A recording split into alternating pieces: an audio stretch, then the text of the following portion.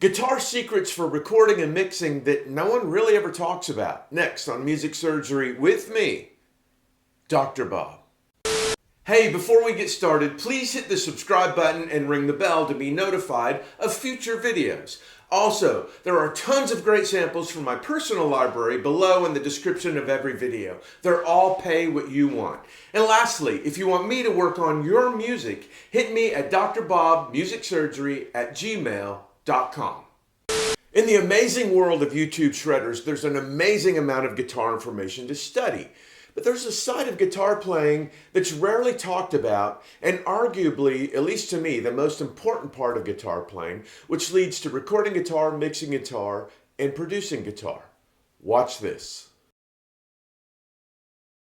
All right, you guys, just got done with a guitar session with the great Dale Oliver, my friend since 1985. He's played on a ton of my stuff. He's played with Shania Twain, Shinedown, Brooks and Dunn, Casting Crowns. Anyway, just want to say I'm a huge fan of shredder guitar players. I love Al Di Meola, Steve Vai, all the new guys on the internet, all those guys that are just amazing. Sean Lane. And there's so much of that on the internet, and the talent is amazing. It's unbelievable.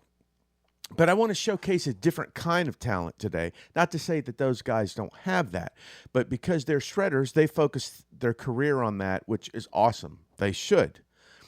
But there's a different kind of gift, and a lot of the guys on the front of my thumbnail have this gift. They're not necessarily shredders, even though I would probably say Steve Lukather is, and Joe Walsh has some of that. But they're amazing song guitar players. And song guitar players get hired. Song guitar players have careers. People like to play with song guitar players, and guitar players that come up with amazing parts in songs are some of my favorite musicians. Say, for instance, Mike Campbell, or Keith Scott with Bryan Adams, or, I don't know, Larry Crane with John Mellencamp, or you know what I'm talking about. Lindsey Buckingham with Fleetwood Mac. So I want to show you, and the other thing that these song guitar players do, they not only make your song better, but they think like arrangers. Even though they're guitar players, they're arranging parts that make your song better.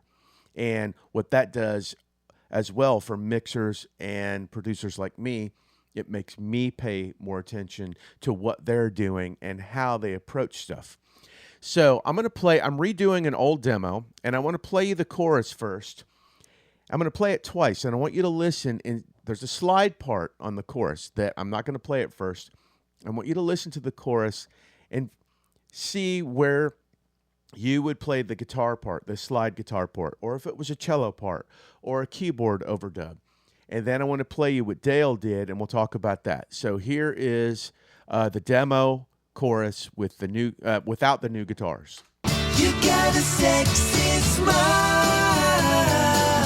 You got beautiful eyes. They make a brand new diamond look like it lost all its shine. And if you think I'm gonna love you forever, then I wanna grow old together. Well, baby, you couldn't be more right.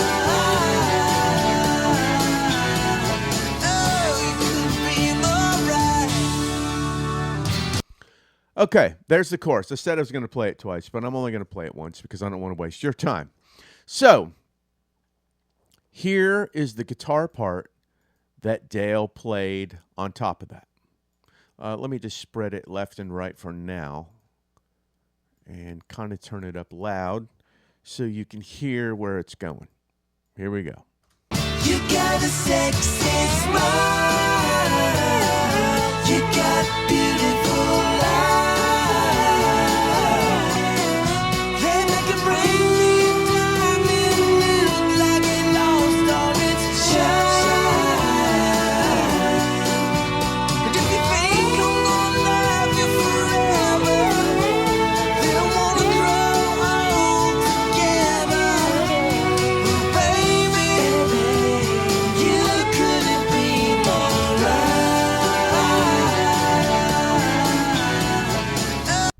All right. Great part. Why do I think this part is so wonderful? Listen to where he phrases all of his licks. They're around where the lead vocal are. So as many slide parts as you could come up with that, with a chorus like that. Listen to where he phrases. It's after every important part of the vocal, and he's not doing any sliding really underneath the vocal. Most of the time, underneath the vocal, there is a elongated note. Now, listen to it, and you'll see why these guys, these great guitar players, are arrangers. They're great arrangers. That could be a string part. That could be an organ part. That could be a cello part. Could be a keyboard part. Just so happens Dale plays guitar. But listen to it now, and listen how he weaves in and out of the vocal to make the vocal always at the forefront and the most important part. But he grooves around it and gives it that George Harrison kind of vibe. Here we go. You got a sexy smile. You got beautiful eyes. They make a brand new diamond look like it lost all its shine.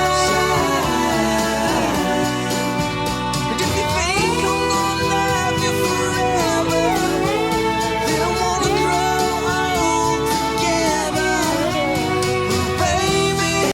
Two great examples of it right there. Love you forever. They don't wanna grow old together, baby. You couldn't be more right. And then he tapers off when the baritone guitar with the vibrato on it comes in.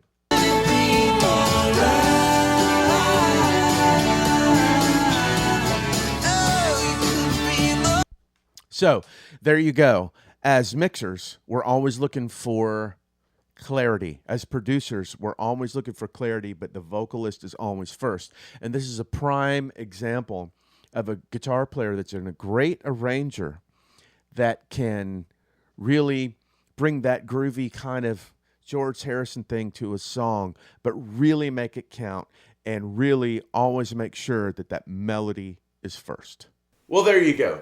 Choose carefully where you want your guitar parts, or any parts for that matter, so these parts and their frequencies all have their own space and identity.